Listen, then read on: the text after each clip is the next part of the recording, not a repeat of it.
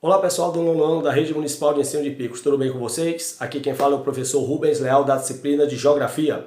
Gostaria de convidá-los a assistir a nossa aula de número 18, que você poderá acompanhar no seu livro didático entre as páginas de número 62 e 104. Professor Rubens, quantas páginas para estudar? Na verdade, pessoal, essa aula de número 18 é a nossa aula final do segundo bimestre letivo de 2021, onde nós faremos todo um apanhado dos conteúdos trabalhados ao longo dos meses de maio e agora no mês de junho. É por isso que a quantidade de páginas do livro é bem intensa. Então, nós faremos uma revisão geral começando a partir de agora. Vamos nessa então? Então, pessoal, o primeiro conteúdo trabalhado lá no início de maio foi globalização e meio ambiente. E nós sabemos que hoje, com o processo de globalização, a atuação do homem de modo predatório sobre o meio ambiente ele tem se intensificado, né? Nós sabemos que o meio ambiente, o mundo como um todo pede socorro e que nós já podemos perceber vários fenômenos ambientais que estão modificando, estão gerando distúrbio na ordem organizacional do continente. Podemos observar, por exemplo, o maior fenômeno, que é aquele que tem relação direta com as transformações climáticas do planeta hoje, que é o aquecimento global, o efeito estufa, provocado pela emissão de gases poluentes que são produzidos pela queima de combustíveis fósseis, como petróleo, carvão mineral e gás natural, na indústria e nos veículos como um todo.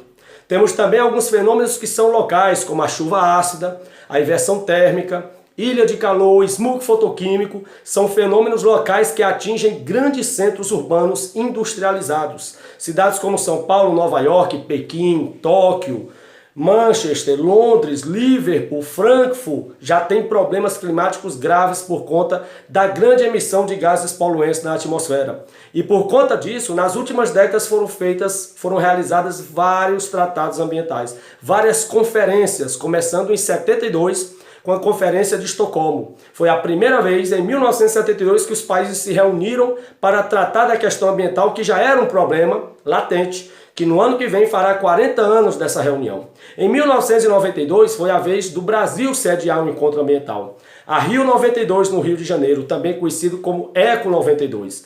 Nessa reunião, foram elaborados dois documentos, a Agenda 21 e a Carta da Terra, tratando de práticas sustentáveis, ou seja, os países criariam mecanismos de continuar progredindo, mas respeitando os limites da natureza, de forma racional, sem ser predatório, tentando pelo menos garantir para as gerações futuras um planeta igual ao que nós temos na atualidade. Em 97, o Protocolo de Kyoto, ou Tratado de Kyoto, onde os países resolveram pela primeira vez assinar um documento comprometendo-se a reduzir a emissão dos gases de estufa. E esse tratado foi ratificado em 2015 na COP21, a Conferência de Paris, onde os países assumiram um compromisso público de reduzir a emissão de gases poluentes até a metade desse século e concluir esse processo até o fim do século que estamos vivenciando. Bom lembrar também que nós trabalhamos agora no mês de junho o continente europeu. Nós sabemos que a Europa congrega 50 países, numa área de pouco mais de 10 milhões de quilômetros quadrados e uma população de 750 milhões de habitantes. É sem dúvidas o continente mais homogêneo e mais rico do planeta, com países que têm excelentes indicadores sociais e que versam entre as grandes potências mundiais, como Alemanha, Reino Unido, França, Itália, Espanha, Portugal, Bélgica, Holanda, Dinamarca, Noruega, Finlândia, Suécia, Suíça, Áustria. São países que têm uma grande desenvoltura socioeconômica, são países que têm uma excelente qualidade de vida e o continente europeu termina sendo um fator atrativo de imigrantes. O continente europeu teve que adotar, inclusive, várias leis anti-imigratórias para tentar conter a quantidade de imigrantes provenientes de outros países tentando adentrar o continente europeu. Bom lembrar também que a Europa ela tem a sua regionalização. Como qualquer continente, ela é subdividida. Nós temos a Europa Ocidental, que é a parte mais rica do continente, e a Europa Oriental, que é o leste europeu, uma gama de países que eram socialistas e que por conta disso tem um pouco mais de atraso em relação à Europa Ocidental.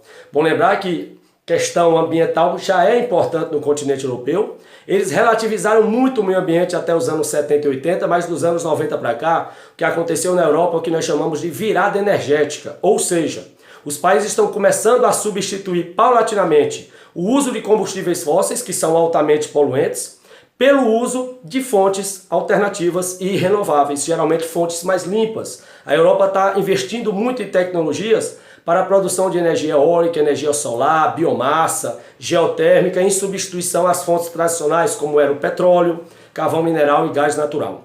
Bom lembrar também que a demografia europeia apresenta características típicas, como, por exemplo, o grau de longevidade da população. A expectativa de vida da Europa ultrapassa 80 anos, então a população envelheceu e está tendo pouca reposição de mão de obra de jovens, porque lá houve uma queda nas taxas de fecundidade, que é o número de filhos por mulher, e de natalidade.